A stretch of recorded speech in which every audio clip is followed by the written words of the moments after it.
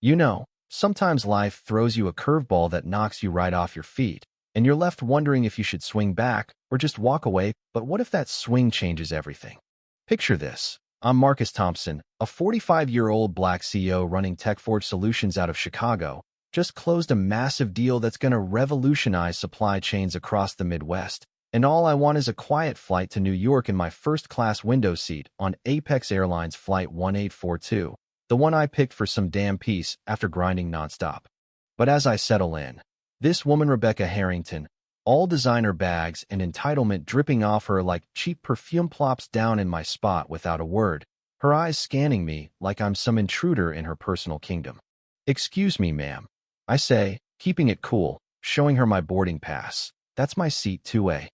She barely looks up from her phone, smirks, and goes, "I prefer the window. Honey, you wouldn't mind the aisle, would you? Or maybe something back there suits you better."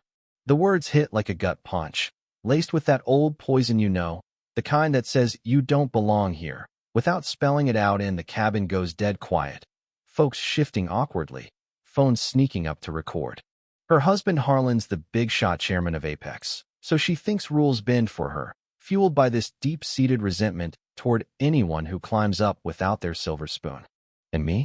I've fought tooth and nail to get here, proving myself in rooms that tried to shut me out. But damn, that moment standing there, heart pounding, it cracked something inside. A mix of rage and that tired ache from a lifetime of selective deafness. The flight attendant, Lena Hayes, young and sharp-eyed, tries to mediate, but Rebecca flips it.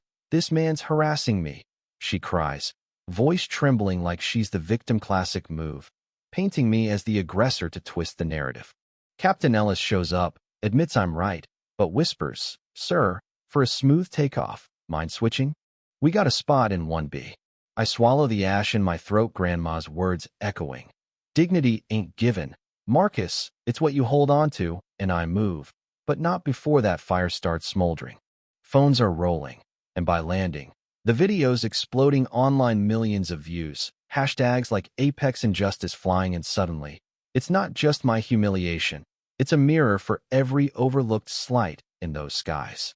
That's when the turnaround hit. I could have let it fade, focused on my board meetings, but nah, that pain turned to purpose, you feel me? Teamed up with Lena, who risked her job spilling about Apex's pattern of burying complaints to protect the elite, and my lawyer Carla Vargas, digging up dirt on their shady settlements.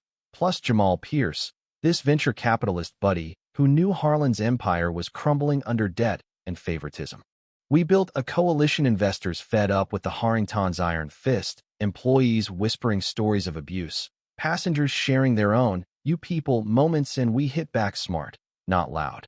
Released a blueprint for change, mandatory bias training, real oversight, no more sweeping crap under the rug. Harlan called, "All smooth threats, let's settle this quietly. Marcus, nobody wins in the mud," but I hung up, thinking, "Buddy, you started the mudslide." The smears came fast, anonymous hits on my aggressive style, twisting old deals into scandals. Harlan's grudge running deep, seeing me as a threat to his old boy network, built on keeping folks like me in check. But we escalated. Lena's testimony went viral, protests at airports chanting "fair skies for all," Congress hauling us in. Where I laid it out, this ain't about one seat. It's about who gets to fly free from hate. The board cracked, shareholders flipping, Harlan roaring in that final meeting, "You'll regret this, Thompson, I'll bury you," as Rebecca sneered. People like him always overreach. But votes tallied, reforms passed, Harringtons ousted in disgrace, escorted out amid flashes, their empire handed to voices like mine, rebuilding Apex into something equitable, stocks rebounding as trust returned. Man, looking back from that cramped aisle seat to reshaping an airline, it cost me sleep, friends questioning my sanity. But it proved one thing: standing firm ain't always pretty, yet it ripples out, changes lives like Lena's, now leading training sessions with that quiet fire. But here's the twist that still nags me: is it pure justice? Or did a sliver of payback sneak in, blurring the line? What do you think? Would you have switched seats and moved on, or fought like hell? Drop a comment below, share your take on where entitlement ends and accountability begins, especially in those tight-knit power circles. Hit like if this hit home, Subscribe for more real talk stories. Who knows? Your story might be next.